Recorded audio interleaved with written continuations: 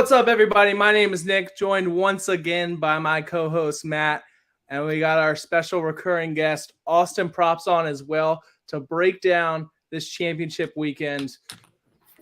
Some of us might be more excited than others. I'm excited, but I don't know if I can match a certain person in this room right now. Austin, how you feeling? I'm locked in. We got Hertz on. Super excited, man. Can't wait. It's going to be a great game. Yeah. I'm excited for you guys. That's going to be, I don't know. They're both amazing games. I think you couldn't ask for much more. People would say the Bills. No. We got the Bengals. That's just as good, honestly. So I'm excited for both games. Matt, why don't we hear your opinion, though? I know you want to talk. You always do. Yeah, first of all, I don't want to talk too much today. I had a dentist appointment earlier in my mouth. This whole side of my mouth is still really numb. So if you see my lips moving a little bit different than usual, that's why. And unfortunately, I'm probably not going to talk as much. Guys, if you guys could just please like, comment, and subscribe, that'd be fantastic. Go follow all of our other socials in the description below and check out Austin and all of us on Twitter, even though you probably already do. Getting into this first game, honestly, I've been looking at something that I want to try and play this entire time, but I don't think I'm going to play anything in this game, this Eagles-Niners game. I don't like the total that much. The spread worries me. I do think the Eagles are the better team with the better quarterback, so I do lean the Eagles, but I wouldn't be surprised if the 49ers won. I also wouldn't be surprised if the Eagles won. It's kind of where I'm at. Really boring, but overall, maybe a live play will be in effect for me, but as for that, I'm going to try and just stay away from it. I'll let you guys do the betting on this one. What are your guys' thoughts? We'll do the betting for sure. Austin, I know you want this is your team. You talk about it. You go ahead. Yeah, I mean, this is gonna be a great game. I honestly think we'll know the outcome by the first quarter. Like, I think we're gonna be able to tell exactly how this one's going right off the start. I'm personally playing Eagles -2.5. I think if you look at like social media, you would think the Niners are going to be favored. Everyone wants that feel-good story, and it's been amazing what that team has done with Purdy. I mean, that's been awesome. But I just think eventually we're going to see that rookie quarterback where he turns the ball over. He's had some great turnover luck that hasn't gone his way, a ton of dropped interceptions. That's not going to continue to happen forever. And so I think what we saw too with the Cowboys exposing him, getting pressure nonstop, the Eagles have a better pass rush, and I think they're going to kind of use that game script as well, along with having better defensive weapons, in my opinion. So I think it's going to be a really good game. I trust the Eagles' offense, and I know the Niners have a great defense. However, their corners are very suspect, I would say, and I think that's what Jalen Hurts will utilize is throwing the deep ball, especially with A.J. Brown. I think he's due for a huge game. Love to hear that. Perfect segue. Do you have a pick there? First of all, non-biased, of course, right? This is just not non-biased, honestly. You're getting Austin props, not Austin, the Eagles fan. 100%. I got the jersey on, but I'm trying to make money at the end of the day. Yeah. Perfect segue into what I want to talk about, which is A.J. Brown. Number one, the importance of price shopping and line shopping, because I was completely ready to just dive in on this 73.5 because I was feeling lazy.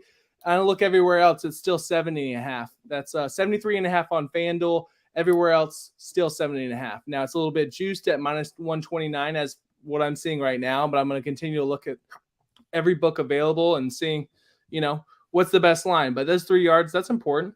That's, I'm not going to just give up 3 yards for sure. And I completely agree with you. You saw it with DK. He had 10 receptions, 136 yards, and 2 touchdowns, and then 10 receptions and 117 yards for CeeDee Lamb. Tre'Davious Ward was just playing soft coverage, really worried about getting burnt deep. It seemed like he was always bailing out, and then they were able to just take those short underneath routes. But even when he was, trying to worry about those deep balls, he was still getting burnt, especially by DK. I mean, DK had that 50-yarder, multiple touchdowns that were long. It's just not been good for him overall. Obviously, A.J. Brown had a down week last week, but they were just doing whatever they wanted. Yeah, at that point, it kind of ruins a lot of props when you lose by 30. So it is what it is. But 49ers give up 170 yards to receivers. That's 5th worst in the NFL. They give up 13.42 receptions per game. That's 7th worst in the NFL.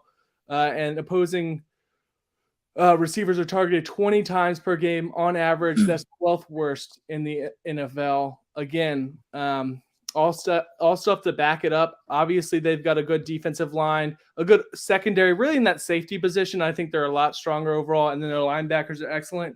I just think that it works with the Eagles' game plan to kind of focus on those outside receivers like you talked about, and A.J. Brown's do. I think it's going to be a perfect opportunity here. And then along with that, I'm taking Eagles spread -2.5. I think they roll. They look really, really good last week. Obviously, They did play the Giants. I just want to they point did that play out the there. Giants. I'm not taking anything away from that. They did play the Giants. It's always something, man. It is. Thank you, Austin. Austin's starting to get it. It was a great win. The team put their Giants back in a rebuild. Yeah.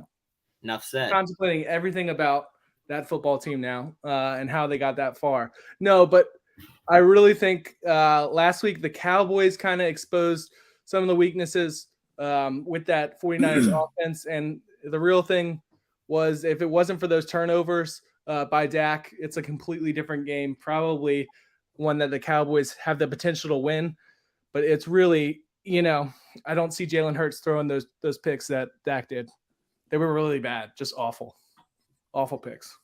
The bottom line for this game is that, and I don't say it's the Giants in a way of don't discredit it, but I don't think that they beat the 49ers by 30. If you look at the Giants defense, they are the 29th ranked in the league. And this Niners defense is ranked very high at number 1, number 2, depending on what stats you look at. I say it as a test, right? The Cowboys have a good defense as well, who the Eagles played this season. They played good defenses. As far as a playoff test, this is the perfect one for Jalen Hurts.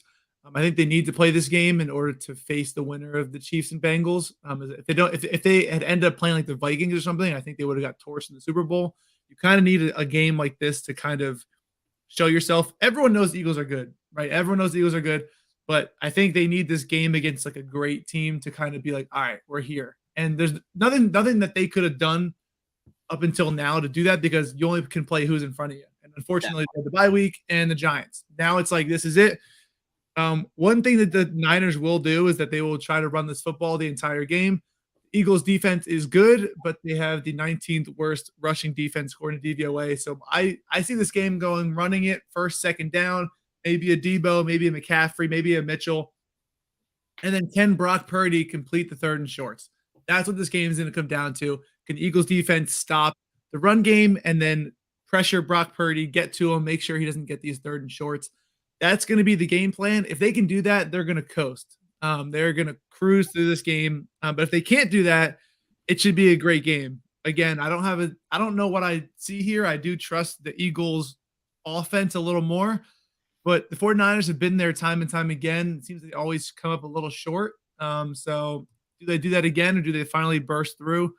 Who knows? Should be an awesome game, though. I do have to side with you guys. I think Jalen Hurts and the Eagles team is a better overall team that I would be backing, but I just can't get over how good this game is going to be. You're spot on. And if they don't stop the run, they're going to lose this game. It's going to come down to the turnover battle as well. That's kind of what I was saying earlier. Like, the Eagles have won games when they've turned it over 2-3 times, and the Niners haven't. Like, they haven't turned the ball over, which is a credit to Purdy. I mean, he's been great at that. But every year that there's that rookie quarterback that has that one humbling game, and you can't bank on that narrative, but it's just what we've seen throughout the years, So this could be that game. It could not be. But if they run the ball and be effective, they're going to be in a spot to win this game. So obviously that's what Philly needs to zone in on and try to put the game in Purdy's hands.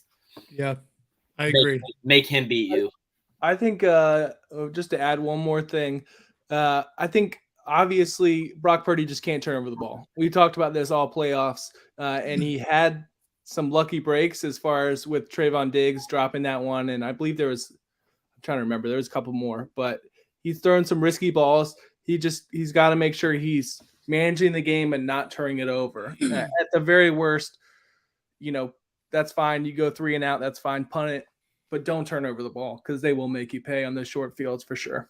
And another thing, last thing to note on that, Vegas, it came out at -150 for Purdy to throw an interception when he hasn't thrown one, or he's only thrown 2 this year, so like Vegas is kind of thinking that turnover luck's going to turn.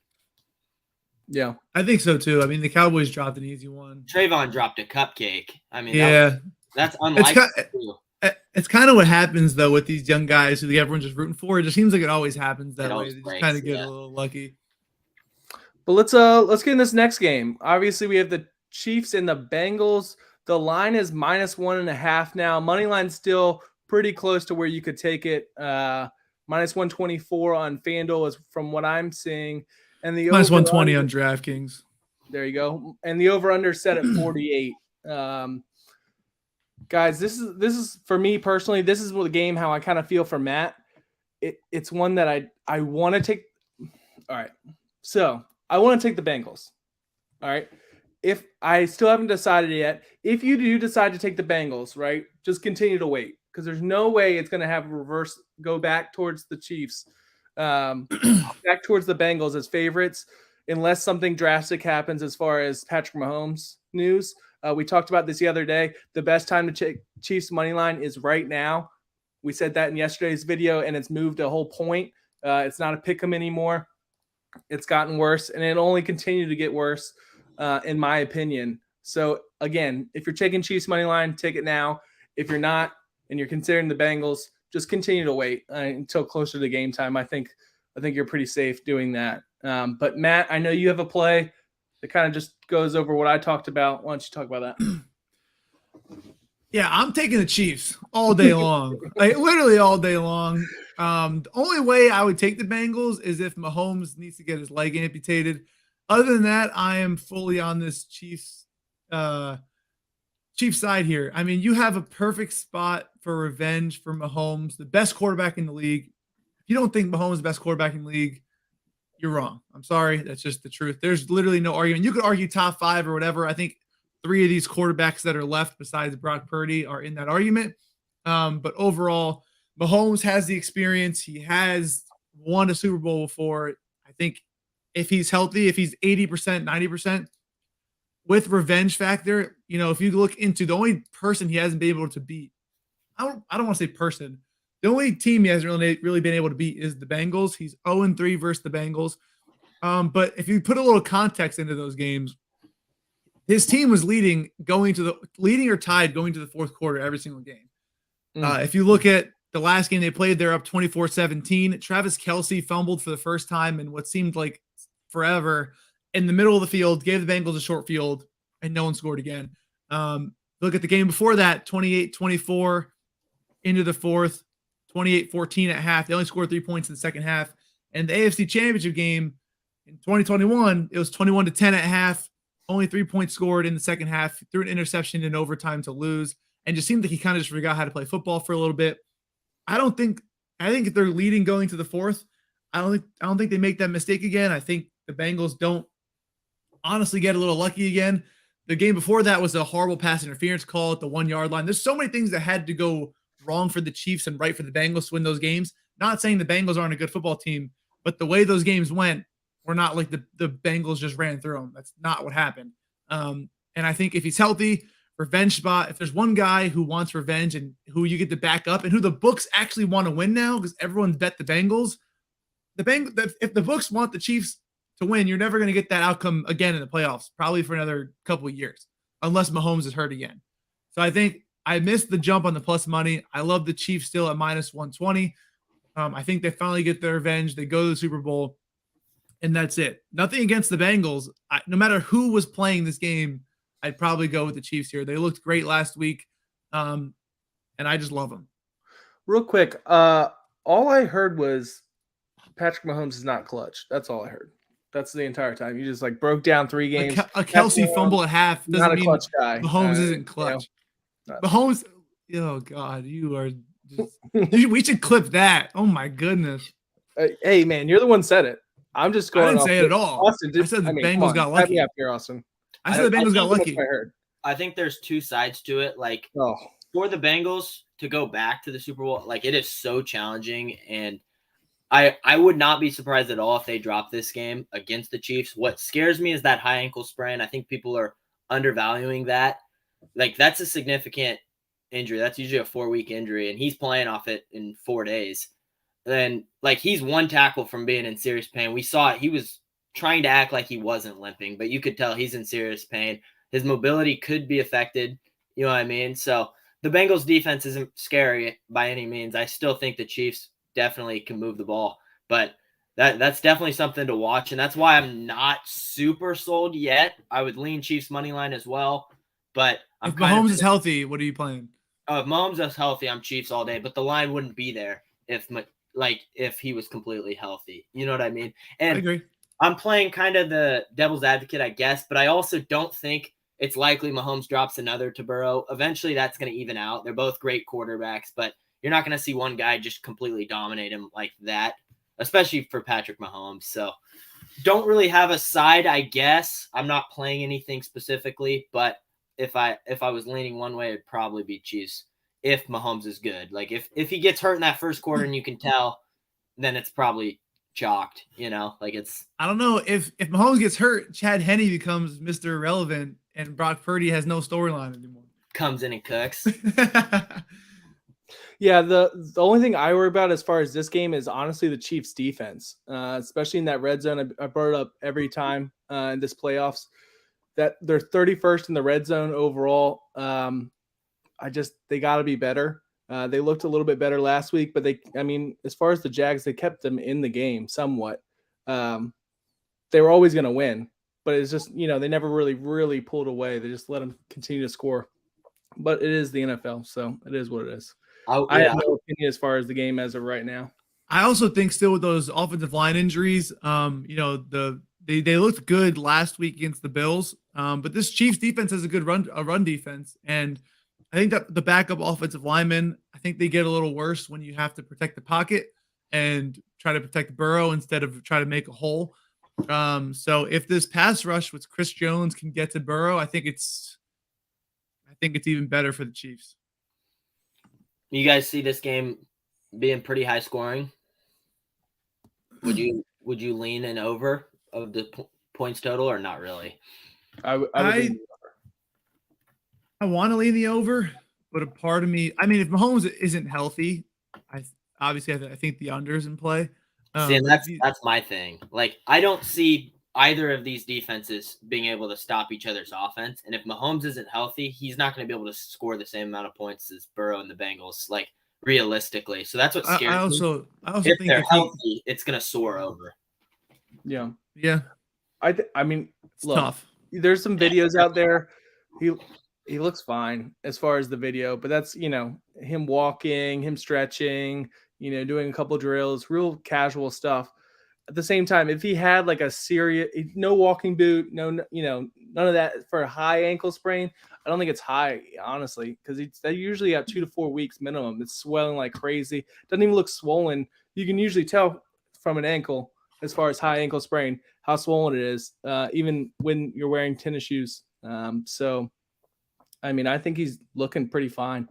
It's going to be different when he gets hit a couple times and starts to run around in the pocket and so on and so forth. Then shit's going to change. But for right now, he looks fine to me. We can also just speculate at this point, though. That's all we're doing. We could be pointing about an injury, and he could be good to go. And yeah, Dr. Nick's in the office. You know what I mean? Guys, do you have any questions? Let us know in the chat. We'll go over any questions you guys have. Other than that, if we want to run through our plays one time for anybody that hasn't been here, I am on Eagles spread -2.5. FanDuel looks to be the best line right now. I'm going to double check everything and place my bets after this episode's over. And then I'm taking AJ Brown over 7.5 receiving. Austin, you are on the spread as well. Yeah. And then that's it. I'll probably sprinkle that AJ play as well. And then Matt is on Chiefs money line for right now. Looks like we don't have any questions. So, guys, it's been a pleasure as always. Excited for this weekend. It's going to be some great football. Let us know in the comments who you think is going to be winning these games. And we'll see you next time. Deuces.